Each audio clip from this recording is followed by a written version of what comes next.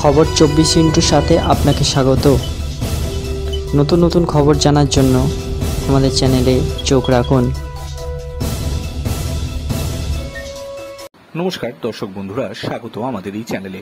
শুধু একটা লোকসভা কেন্দ্র থেকে 5 বারের সাংসদই নন, তিনি একাধারে লোকসভায় বৃহত্তম বিরোধী দলের নেতা, প্রদেশ কংগ্রেস সভাপতি, এআইসিসির ওয়ার্কিং কমিটির সদস্য এবং সাংসদের পাবলিক অ্যাকাউন্টস কমিটির চেয়ারম্যান। দলের এমন গুরুত্বপূর্ণ নেতা যখন নির্বাচনে কঠিন লড়াইয়ের ময়দানে আগাগোড়া উদাসীন থাকলো, এআইসিসি বহরমপুরের অধীর চৌধুরীর হয়ে একাই কুম্ভয়ে তিনি লড়ে চলেছেন। নিজের প্রচারে কোনো কালেই দলের সর্বভারতীয় নেতাদের আক্রমণ করেন না কংগ্রেস সাংসদ অধীর। এবারও তার ব্যতিক্রম হয়নি। তবে ভোটের মাত্র মাস দুয়েক আগে মুর্শিদাবাদ জেলা এবং বহরমপুরের হয়ে ন্যায়যাত্রা করে গিয়েছিলেন রাহুল গান্ধী। সেই সময় জেলা জুড়ে কংগ্রেস কর্মী সমর্থকদের উদ্দীপনা এবং ভিড় কারোর চোখ এড়ায়নি। তারপরেও অধীরের ভোটে কংগ্রেসের সর্বভারতীয় নেতারা কেউ প্রচারে আসেননি তো বটেই, ভোটের ব্যাপারে কোনো খোঁজও নেননি। দলের শীর্ষ নেতৃত্বের এমন মনোভাবে প্রশ্ন দেখা দিয়েছে রাজ্যের কংগ্রেস শিবিরে। বিজেপির প্রার্থীদের জন্য নরেন্দ্র মোদী, অমিত শাহের পরিশ্রমের সঙ্গে তারা দলের কাণ্ড কারখানা তুলনা করে দেখছেন এবং ক্ষুব্ধ হচ্ছেন। এই প্রশ্নে স্বয়ং অধীরের বক্তব্য, আমি লড়াই আমি একাই করছি।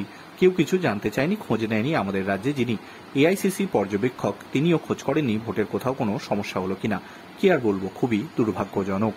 প্রদেশ কংগ্রেস সভাপতির সঙ্গে বিজেপির আঁতাতের অভিযোগ এনে গোটা নির্বাচনে সরব তৃণমূল কংগ্রেস। অধীরের ভোটে এআইসিসি দূরে থাকা নিয়ে তার অধীর কংগ্রেসকে কটাক্ষ করেছেন। বাইরে যখন এমন আক্রমণ, ঘরেও কংগ্রেসের এক নেতা বলেছেন, অধীর না হয় কাউকে আক্রমণ করেনি, কিন্তু লোকসভায় যিনি গত 5 বছরে দলের নেতা, সংসদে মোদীর বিরুদ্ধে লড়েন, তার জন্য দলের কোনো দায়িত্ব নেই। প্রচারে চলাকালীন অধীর একটি বক্তব্যের আগের পরের অংশ বাদ দিয়ে একটি কথাকে সরব হয়েছিল তৃণমূল। অভিযোগ পেয়ে প্রাথমিক তদন্তের পর নির্বাচন কমিশন জ্বালিয়ে ওই ভিডিও বিকৃত করা হয়েছে। অথচ কমিশনের সেই রায় আসার আগে ইঙ্গিতপূর্ণ বার্তা দিয়ে বসেছিলেন এআইসিসির সাধারণ সম্পাদক কেসি বেণুগোপাল। প্রদেশ সভা পত্রিকাতে তিনি এই ব্যাপারে একবারও খোঁজ নেননি। এরপর সন্দেশখালী কাণ্ডে এআইসিসির মুখপাত্র পবন খেরা তৃণমূলের সুরে মন্তব্য করায় ক্ষুব্ধ অধীর। রাজ্যের বিষয়ে কিছু বলার আগে সর্বভারতীয় নেতারা যেন দলের রাজ্য নেতৃত্বের কাছে একটু জেনে নেন। একলা লড়াইয়ে অধীর অভ্যস্ত বহুকালই। এইবারও সালারের কয়েকটা বুথে পুনর্নির্বাচন দাবি করলেন। বহরমপুরের আসন ধরে রাখার ব্যাপারে তিনিও দল আত্মবিশ্বাসী।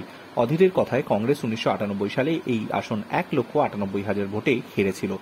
সেই আসনে 1999 সালে জিতে শুরু করেছিলাম। চতুর্মুখী লড়াই এই আসনে 3.5 লক্ষ ভোটে জিতেছি। বিজেপি এবং তৃণমূল দুই পক্ষকে হারিয়ে জিতেছি। এবার সিপিএমও সঙ্গে আছে, কিন্তু এখানে নিজের জোরে বারবার জেতার ইতিহাস আছে। সিপিএম এর রাজ্য সম্পাদক মোহাম্মদ সেলিম বলে রেখেছেন, বহরমপুরে অধীরবাবু একাই কাফি। তবে ভোটের দিন বহরমপুরে লোকসভার বিভিন্ন বিধান কেন্দ্রতে কংগ্রেস প্রার্থীর হয়ে বুথে লড়াই করে চলেছেন সিপিএম কর্মী সমর্থকেরা, যেমন মুর্শিদাবাদে করেছিলেন কংগ্রেস কর্মীরা।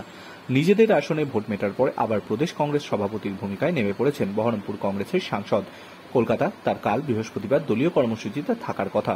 5ম দফায় ভোটের আগে সিপিএম এর আক্রমণের প্রচারে যাওয়ার কথা ব্যারাকপুরে। অধীর বলেছেন, যারা যেমন ভাবে বলবেন সেই মতো যাওয়ার চেষ্টা করব নিশ্চয়ই। Bureau report.